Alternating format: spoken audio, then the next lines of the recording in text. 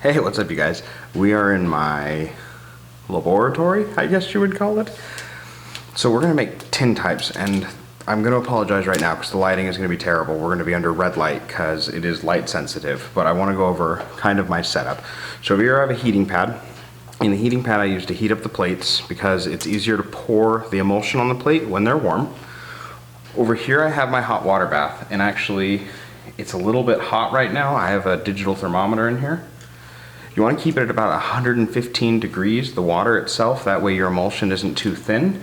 Over here I have the AG Plus, not sponsored, which is what's in this black bottle right here, and that's the actual emulsion we're going to be using. So I'm actually heating up the bottle. I'll pour it into this glass Pyrex measuring cup, and then I'll actually pour that on the plate, and I'll actually show you guys how I do that. But right now I kind of want to go over plate preparation as this kind of warms up and melts, and like I said, it's kind of like witchcraft and magic what we're doing here. So I actually have alcohol wipes from Walgreens, just isopropyl alcohol wipes. We got to do about a lot of plates tonight. We're gonna try to go for 20. I work in the morning, so hopefully we do. So what I'll do is I will pull out, and this holds about 6 plates on it on the heating pad. So I'll pull out my plates. The plates generally have a little piece of parchment paper on the side that you shoot. So I'm gonna lay 1. But as you can see, the plates are these little tiny pieces of blank aluminum with black on them. So I guess they're not completely blank. I think it's anodized aluminum. You don't want any fingerprints on them, you don't want any dust on them or anything like that. It can ruin the photo. And then what we're doing tonight, actually, we're going to be doing it in the dark. When we start pouring, I will do again with whatever emulsion I have left over in the light, and we'll ruin the plate by doing that because it's light sensitive, but I want to make sure that you guys have a good idea of how to pour and how to spread it out, because I had to learn all this on my own. There isn't many dry plate photographers in the country or the world for that matter. It is a very hard thing to get into because there's not a ton of resources. There's some older forum posts and there's a few photographers that are really helpful, but I figured I'd do a YouTube video because I searched for YouTube videos when I got into this and could find none. And these actually come in the Ilford kit, the parlor kit, the plates do. I've seen guys use thicker plates like, what are those called? Like the trophy engraving plates. I've seen guys use those before. Those ones you have to prep though, you have to wet sand them, and there's a little more work involved with doing those kind of plates, whereas these ones come ready to use. Also, these ones will work in standard film holders, and we'll actually go over film holders in the next video on shooting the large format camera.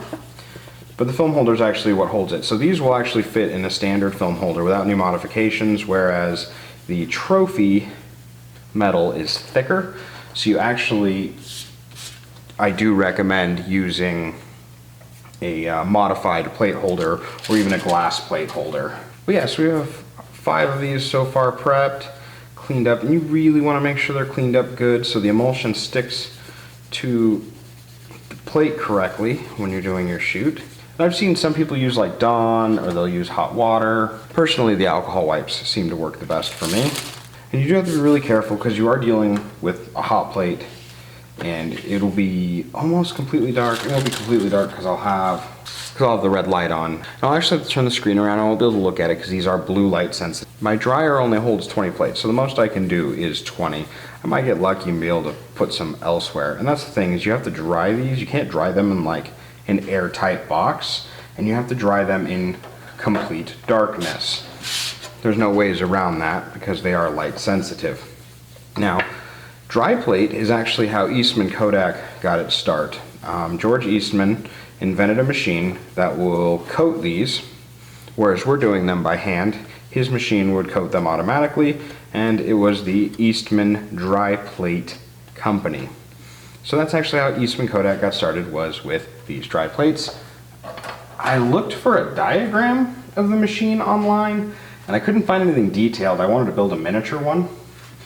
So I plan on visiting the Eastman Museum, the Eastman House in New York one day. There's a photographer there named Nick. He's a wonderful photographer, and he makes his own 35mm film and all his own little films and stuff. But he also does a dry plate workshop that I would love to attend. So we're down to 125, we're almost ready to pour. So another problem I found with some of these plates is you actually have to cut them before they'll fit. You don't have to modify your holders, but you do have to cut the plates themselves down, which really isn't a big deal. It's pretty easy. I just use a nice pair of scissors in order to cut them to the size. I'll just like slit maybe a 1/16 of an inch off the edge in as straight of a line as I can. It adds a little bit of character when it's not perfect, but they're supposed to be able to fit in a 4x5 film holder. Alright you guys, we are in the dark portion. As you can see, I'm wearing rubber gloves. It's important that you wear rubber gloves.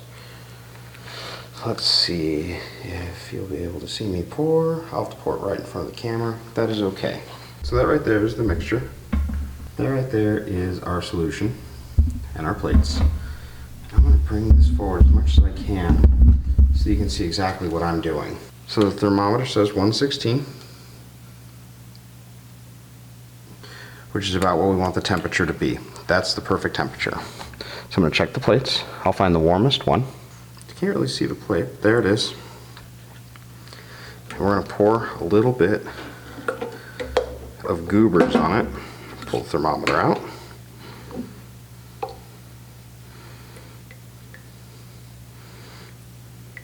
Pour the solution on the plate. Just a little bit, not too much. And then I'll move it around a bit. Just like that. And I'll use my finger to kind of even it all around as I move it. And you're working against the clock because it dries or cools quickly, and when it cools it hardens. So once it's flipped around, I'll actually move it about and try to even everything out. And like I said, if this footage doesn't come out that great, I'm actually going to hand pour some in bright light so you can see exactly what it is I am doing. And all the bubbles we get, all the imperfections we get, everything makes the photos special.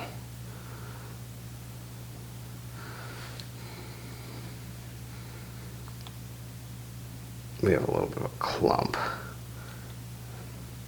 There we go. And I try to pour it back into the Pyrex. That way I can save as much of the solution as possible. And there we go. There's a photographic plate right there.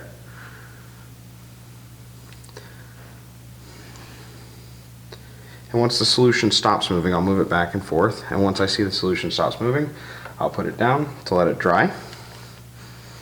I will then replenish that plate. And by replenish, I mean move another plate that's been cleaned onto the heat. So I'm going to try this again. See if we can.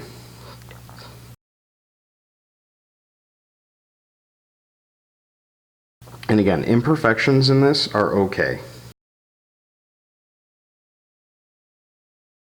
And again, a wonderfully made plate. So we're down, we got 2 done so far. All right, you guys, I'm going to turn the lights on, and I'm going to show you how to pour in the light.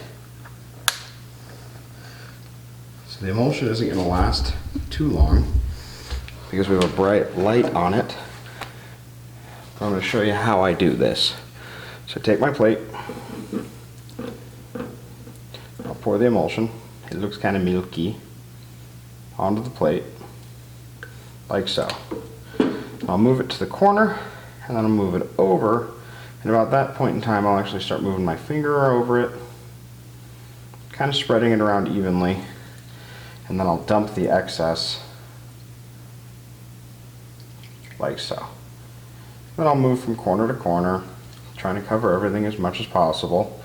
And this is probably going to start turning purple because that's what color the emulsion turns when it's exposed to light.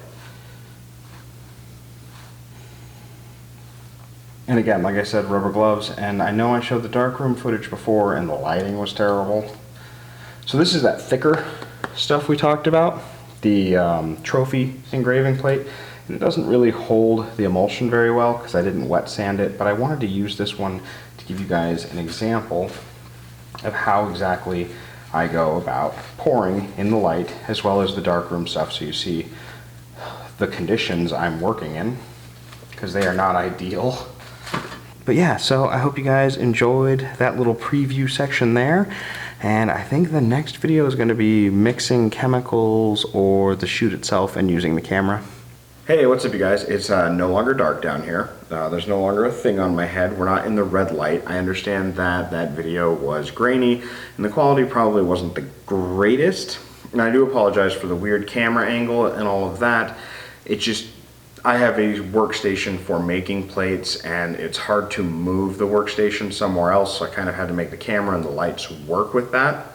So I wanted to show you two plates that are coated. Now these are light sensitive, they're ruined. We can't shoot with these, but that's what they look like after they're coated.